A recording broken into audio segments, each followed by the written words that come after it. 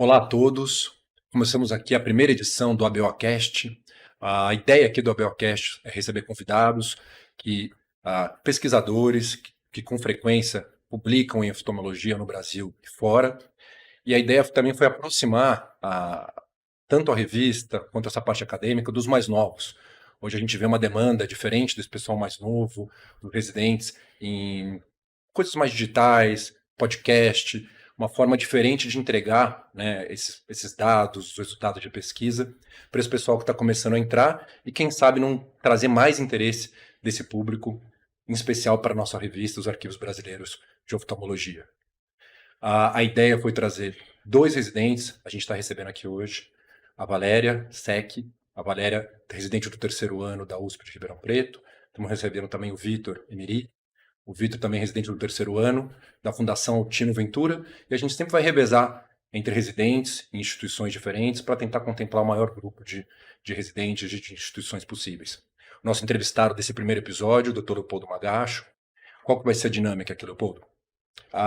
Primeiro, o pessoal precisa entender um pouco do trabalho, precisa entender um pouco mais sobre você. Então, eu vou pedir que, num tempo razoável, de uns 10 segundos, você se apresente, ou seja, conta pra gente quem que é você aí na oftalmologia, fale um pouco sobre o trabalho, um resumo do trabalho, realmente um resumo curto, e aí eu vou abrir para as perguntas dos residentes. Tá. De antemão, já super obrigado pela presença de vocês três. Obrigado, Thiago. Eu queria parabenizar todo o corpo editorial dos Arquivos Brasileiros, a nossa principal revista oftalmológica. A gente precisa de dar valor àquilo que vem sendo construído aqui dentro do nosso país, uma revista indexada nos principais índices mundiais. Então, ou seja, é um lugar que a gente pode mostrar com muita tranquilidade o nosso trabalho, que ele vai ser exposto da maneira correta e da maneira que ele vai merecer ao longo de todo mundo, claro, se ele tiver índice e condição para entrar dentro dos arquivos. Então, queria primeiro agradecer. Meu nome é Leopoldo Magacho, eu sou de Goiânia, sou chefe do setor de glaucoma do CEROF, do Centro de Referência em Oftalmologia da Universidade Federal de Goiás, sou professor adjunto e da pós-graduação da UFG e hoje o cargo de diretor científico da Sociedade Brasileira de Glaucoma. Então, esse primeiro artigo que foi selecionado foi uma tese de mestrado nossa, da doutora Cláudia Gomide Vilela, que precisa ser referenciada aqui também como nossa primeira autora. E como grande parte da nossa linha de pesquisa é uma coisa muito básica, eu acho que até uma dica para muita gente, que a pesquisa ela surge da dúvida e da curiosidade. Então era uma curiosidade que a gente sempre tinha muito, que com essa quantidade grande de tecnologia que vem entrando para o lado positivo e, claro, para o lado negativo também dentro do glaucoma, como é que isso impactaria no diagnóstico de glaucoma, especialmente para pessoas não especialistas de glaucoma? E por que a ideia de não especialistas?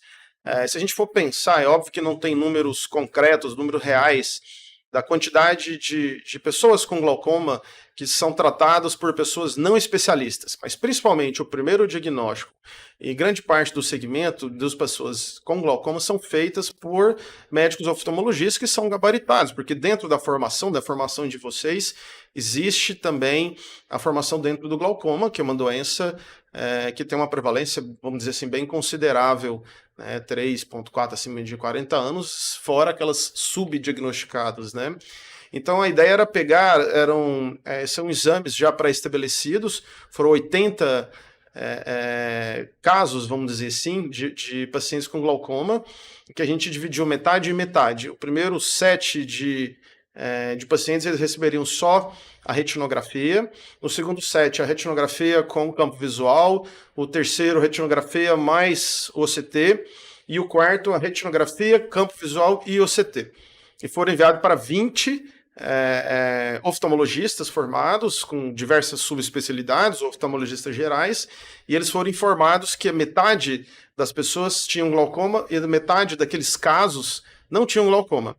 Eles tinham uma suspeita de glaucoma. Então a gente pegou pacientes com aumento fisiológico da escavação. Então esses pacientes, eles eram observados por 2 especialistas de glaucoma, no caso foi eu e a doutora Cláudia. São pacientes que já fazem segmento no meu consultório privado, inclusive, por anos e anos, sem mudança não foi só a parte da impressão clínica, mas são anos sem mudança de exame, de padrão de exame, e foi enviado para esses 20 oftalmologistas. E eles respondiam, era muito simples, quem tem glaucoma e quem não tem glaucoma. E qual que era, vamos dizer assim, a minha percepção inicial? Eu achei que quanto mais informação, sim, melhor seria o resultado. E foi confesso, até uma surpresa para nós, quando a gente percebeu que a maior probabilidade de um oftalmologista não especialista em glaucoma fazer um diagnóstico é quando tinha um campo visual e uma retinografia. Então, ou quando tinha só o campo visual e o OCT em seguida. E depois que viria quando você fazia as duas coisas, tanto campo visual, OCT junto com retinografia. E por último, como isso acontece mesmo dentro de especialistas de glaucoma, a retinografia isolada foi onde gerou a maior confusão. Então isso a gente acaba discutindo, é uma coisa... a ideia, por que foi feita, tem muita coisa interessante que, inclusive, eu já convido a todos a lerem o artigo dentro dos arquivos brasileiros de oftalmologia, que está bem interessante lá, onde a gente chega nesse ponto aí. O legal do artigo é que justamente quando você pega esses artigos de diagnóstico, que avaliam capacidade diagnóstica, é muito comum, né, quando você pega aquelas performances muito boas, né, você tem um cenário irreal ali, né, que é um cenário que não gera dúvida. Você tem uns controles muito normais, os doentes com doença estabelecida perimétrica, onde normalmente nem o R1 tem, né? Então, você não quer separar uma escavação 0,1 de uma escavação total, de uma escavação 0,9. Você não precisa de máquina. Discute isso bacana, né? E tem um nome até bonito, eu acho, chama Spectrum Bias, que a gente discute isso exatamente, é o super normal e o super alterado, né? E você acaba tendo uma capacidade diagnóstica que não bate com o dia a dia. No dia a dia a gente tem muita dúvida. Falando em dúvida, vamos começar com as perguntas para a gente aproveitar o tempo. Vitor, você é o primeiro a perguntar, certo? Certo. Primeiro eu gostaria de agradecer pelo convite, por estar aqui. Parabenizar a ABO pela ideia do podcast. Acho que vai ser muito enriquecedor para não só para quem está assistindo, para a gente que está participando, mas para todo mundo que vem em seguida. Obrigado. Acho que essa parte acadêmica ainda falta muito estímulo. Isso aqui com certeza é um senhor estímulo. Doutor Leopoldo, a minha primeira pergunta é com relação a que deu, como o senhor mesmo falou, existem muitas tecnologias novas que vêm para avaliação do diagnóstico inicial do glaucoma, mas qual foi o start, assim, o que é que despertou a curiosidade de fazer essa pesquisa avaliando essas questões separadamente? De onde veio o start inicial, a curiosidade inicial para fazer o artigo? Na verdade, Vitor, veio uma coisa muito simples. A gente que acaba sendo referenciado de pacientes com glaucoma, recebe muitos pacientes que não têm glaucoma, mas têm o exame, entre aspas, alterado. Sim.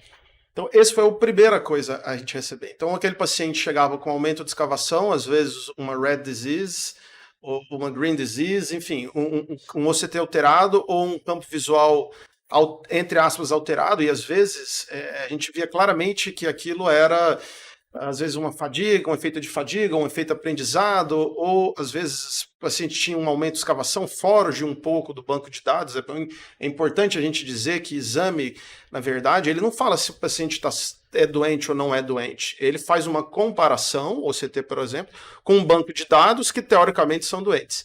Então, o banco de dados, para fazer um banco de dados, são super normais, são super alterados, né? Então, aqueles pacientes limítrofes, muitas vezes, por alguma alteração, vêm com alterado.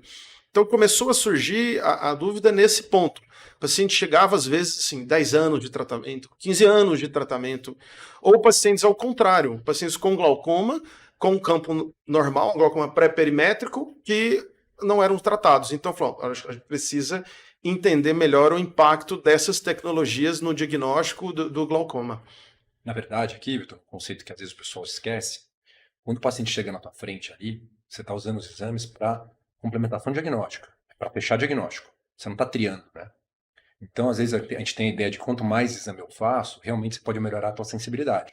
Dificilmente você vai deixar alguém escapar, né? Mas uma doença como glaucoma, que você não tem essa urgência diagnóstica nessas fases iniciais, esse monte de exame, esse ganho de sensibilidade às custas de especificidade. Que vai começar a chamar gente que não tem nada de glaucoma. E aí entra no que o Leopoldo falou, né? Eu não sei se é mais grave você atrasar o diagnóstico de alguém na fase inicial de 6 meses, por acompanhar, por tentar ter mais certeza, ser mais assertivo, ou tratar alguém que não tem nada.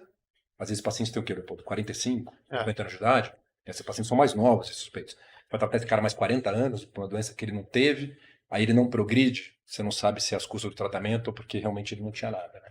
Então, acho que o foco do estudo é muito interessante, assim, esses diferentes combos que o Leopoldo usou, e de repente vendo que agrega, até depois de um certo limite, mais informação no adulto, e eu tenho certeza que atrapalha parte atrapalha a gente, né, Leopoldo?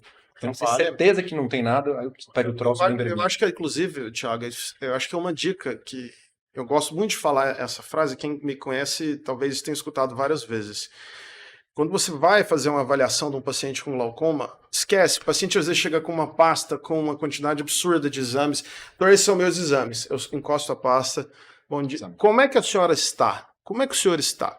Examina o paciente, veja o paciente, aí você pensa, bom, esse paciente, eu acho que eu vou esperar aqui um escutoma, um degrau nasal, faça esse exercício inverso.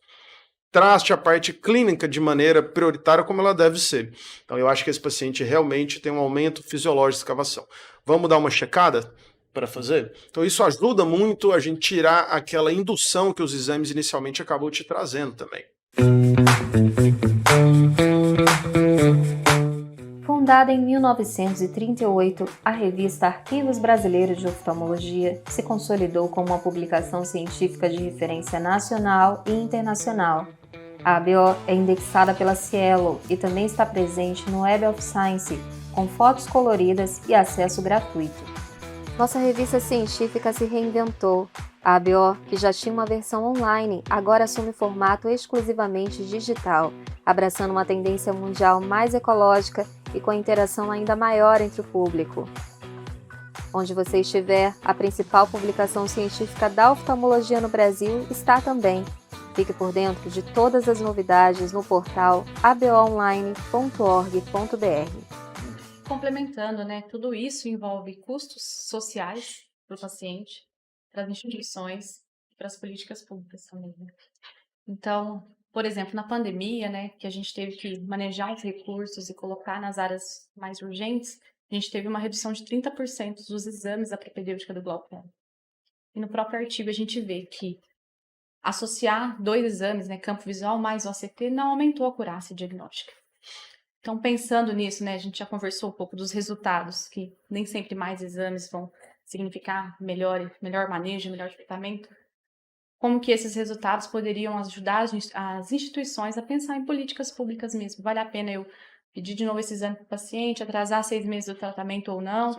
Ou apenas tenho ali uma retinografia, um OCT que tem uma acurácia melhor e já encaminho para um especialista? Vou atrasar 6 meses em tratamento, em custos, em vindas? Entendeu? O que isso poderia ajudar a gente, até protocolos mesmo? Essa parte de política de saúde pública, né, Leopoldo? Só complementando e passando a bola para você, tinha um pôster hoje aqui, pôster no Congresso, uma região específica, mostrando a gravidade dos pacientes recém-diagnosticados, né? Foge um pouco do nosso consultório. Ah, estava do lado Estava do lado do seu pôster.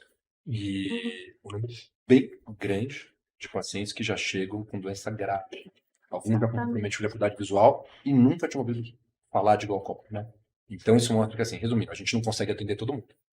Porque é perguntando de saúde pública, você não tem recurso para todo mundo. Alocar recurso nesse sentido parece fazer muito sentido, né? Ou seja, parte de alocar recurso é não gastar dinheiro com tudo para todo mundo, né? Rolando a bola para você agora, o que você acha?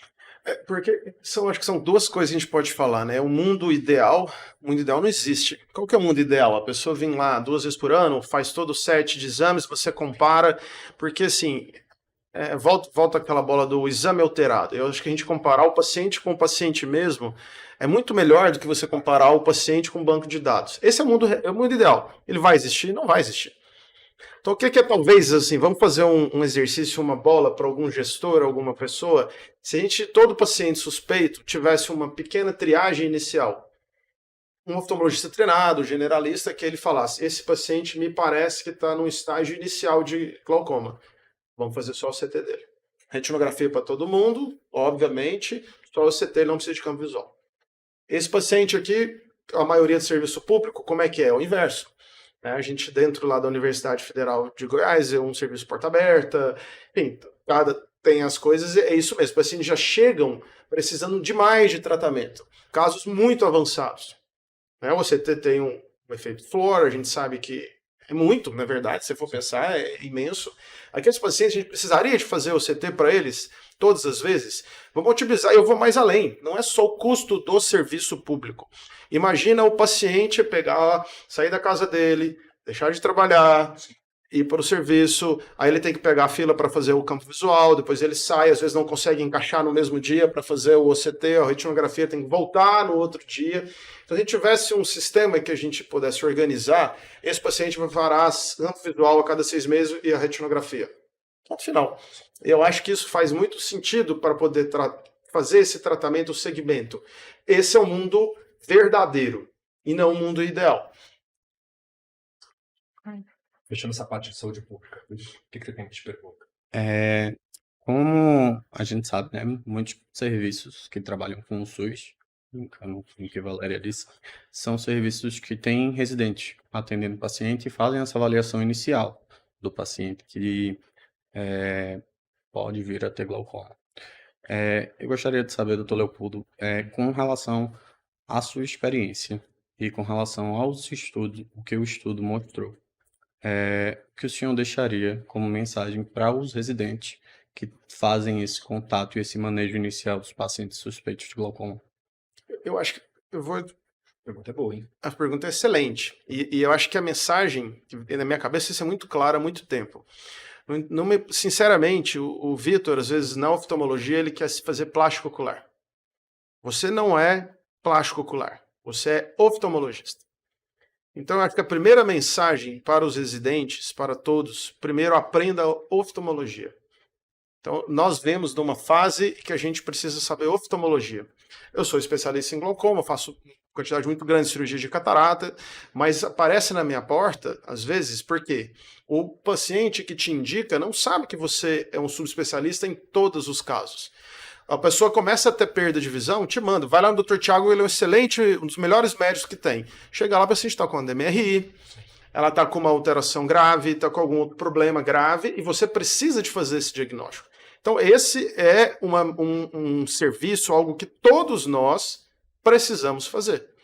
Porque não existe isso dentro do nosso país, uma pré-triagem para chegar dentro do consultório médico. E a número 1 que acontece é por indicação do próprio paciente. Você tratou bem o paciente, você fez uma cirurgia de catarata, ele voltou a enxergar, a amiga dela está perdendo visão, às vezes está com um glaucoma já subdiagnosticado, que infelizmente a gente precisa deixar claro, a gente repete, mas glaucoma não é a doença que a pressão do olho sobe. Pressão do olho é fator de risco, não é doença. Então a pessoa, quantos casos a gente não pega de pacientes que chegam para a gente e falam, você tem um glaucoma avançado, precisamos de operar. A pessoa, doutor, eu nunca deixei de ir no oftalmologista. Eu fui todo ano. Inclusive, por que aconteceu? Esse papo de colonoscopia, então. Vamos manter o básico. Vamos manter o básico. Então a mensagem de todos vocês residentes, a gente tenta buscar. Você precisa ser oftalmologista antes de ser especialista que você vai se dedicar, enfim. E uma outra parte, o Vitor está lá em Recife, mas você vai ficar em Recife? Eu pretendo ficar. Para onde você vai? No sentido de trabalho? Bom, eu pretendo me manter na instituição que eu estou atualmente. Essa é uma intenção, certo? Isso. A vida leva a gente em caminhos muito diferentes. Então, às vezes, o Vitor não vai estar em Recife. Vai estar numa cidade que vai precisar demais do Vitor. O Vitor fazer de tudo. Que ele aprenda um pouco de tudo. Por mais que o Vitor, no final, não vá fazer a parte total, eu sou cirurgião de retina. Mas se chegar um glaucoma, você começa pelo menos a manejar o objetivo do trabalho. Você é um não especialista. Você pode ser o melhor especialista de retina do mundo, que seja. Mas você deu o primeiro atendimento para aquele paciente, você evitou aquele paciente de continuar progredindo e você pode fazer o segmento do paciente ou mandar para alguma pessoa que tenha esse conhecimento mais específico, se você julgar que isso for necessário. Então, eu acho que essa, para mim, seria a mensagem número 1 para essa pergunta sua. Eu acho que só para complementar a ideia do Leopoldo, pensando mais especificamente nessa parte de diagnóstico, a gente lá no serviço público, serviço terciário, como vocês estão, a gente tem uma ideia de... A gente confunde um pouco gravidade com dificuldade de caso. Os casos lá no Sul são graves, né? Mas você indicar um segundo tubo, uma ciclofoto, o paciente que já perdeu a visão, é um caso fácil, né? Difíceis são esses casos do estudo, Leopoldo. Esse é o paciente que vai pagar consulta, entrar no teu consultório, como ele disse, cheio de exames, para uma terceira opinião. Embora difíceis, vocês têm que entender que esses casos já deram certo, né? O principal fator preditivo de perda de visão por glaucoma é a quantidade de doença no momento do diagnóstico. Os pacientes nem doença tem ainda, né? Então, o tempo é todo a teu favor. Isso não justifica esse atrapalhamento com essa quantidade de exame. É isso que o trabalho mostra. A gente está chegando mais para o final, a gente tem espaço para a última pergunta da Valéria, uma resposta curta do Leopoldo, e aí a gente fecha. Pensando nisso, né, a gente conversou do quando pode ser desafiador, tanto para o residente, como para o oftalmologista, para o especialista ou diagnóstico do glaucoma. E nós temos uma discrepância no Brasil, tanto de formação, quanto econômica, social. O estudo foi montado na sua região, de modo que se a gente tivesse aplicado ele em diferentes regiões, setores, talvez a gente tivesse resultados aí bem diferentes, eliminando o viés de seleção. Como que foi essa escolha? Foi do mesmo setor? Foram médicos recém-formados? Foram especialistas? Como que foi essa escolha, assim, pensando no estudo? Tem uma outra coisa que eu acho que precisa falar do trabalho, que tem um outro viés que inclusive fez melhorar o trabalho. As pessoas eram informadas que 50% tinha glaucoma e que 50% não tinha glaucoma. No mundo real não é assim. No mundo real é muito longe de ser isso. A maioria não tem. A maioria não tem glaucoma. A maioria dos suspeitos não tem. O Thiago falou uma coisa fantástica, né? O tratamento não pode ser pior que a doença. Então a pessoa não pode ter um tratamento onde ela não precisa ter, doença lenta. Então, voltando à sua pergunta, a gente selecionou, a maioria eram médicos na fase não inicial, mas já de alguns anos de segmento, mas pessoas que foram muito bem formadas. Formadas em serviços de excelência, onde você tem aulas teóricas, acompanhamento, tratamento, enfim, existe supervisão de staff. A maioria acabou fazendo uma outra subespecialidade, mas passou por esse período normal. Né? A gente, enfim, é uma conversa muito longa, dá vários podcasts, a gente começa a falar de ensino médico e essa superpopulação, mas... O ponto, Leopoldo, é assim, se não fosse... Talvez fosse pior. Perfil, talvez você ache que a máquina agregasse mais? Não, pelo contrário. Eu acho que se não fosse... Atrapalhar mais ainda. Eu acho que atrapalharia muito mais. Eu acho que se não fosse coisa... Achismo, né? Sim. Longe do rigor metodológico. Quando a pessoa não tem a base, ela vai acreditar na base que ela tem. Então, se eu tenho um campo visual normal, o campo visual está normal, o paciente é normal. Se eu tenho um campo visual, volto a dizer, o campo visual, não estou dizendo que aquele paciente tem alguma coisa. É mais difícil de juntar as peças. Muito mais difícil. Se eu tenho um campo visual alterado, o paciente é alterado. Que é o que a gente vê o que acontece. Eu acho que respondendo a sua pergunta, talvez mais próximo a isso. As pessoas tendem a tratar muito mais o exame do que o paciente, quanto menos conhecimento tenha, ou quanto maior a pressão que ela tem. Que eu acho que existe essa pressão também. Imagina, por exemplo, doutor, eu tenho alguma coisa? O senhor é o 6º médico que eu estou chegando aqui. Eu tenho esse exame de campo visual, esse OCT, essa retinografia. Eu vou ficar cego? Nossa, acho que esse que é o ponto. Enfim, como você disse, né? Dá pra gente discutir mais meia hora aqui, né? Você sabe que a gente gosta. Então, se deixar, a gente vai estourar o tempo. Inclusive, já estamos estourando. Inimigos da síntese. Não, uma resposta curta de 8 minutos. Mas, pessoal, acho que a ideia era essa, era trazer vocês justamente para trazerem dúvidas que a revista, por ter que seguir um rigor metodológico de publicação como qualquer outra revista séria, a gente fica engessado, né? A gente publica bastante, a gente sabe disso. A gente gostaria de colocar muito mais coisa no manuscrito. E como vocês viram o tanto de discussão que a gente teve aqui, de coisas que não cabem no papel, eu acho que isso aproxima vocês, aproxima o leitor em geral, principalmente vocês que estão interessados em pesquisa, né? A revista totalmente aberta para vocês. Agradecer muito a presença de vocês três. Acho que em breve a gente tem mais uma segunda edição do Abelcast, com outros temas, né? Quem sabe quando voltar para o Glaucoma eles me chamam novamente. Provavelmente outro entrevistador aqui na próxima vez. Obrigado pela presença e para quem está escutando a gente essa hora. Muito obrigado. Parabéns, inclusive. Obrigada pela oportunidade. Obrigado. Também.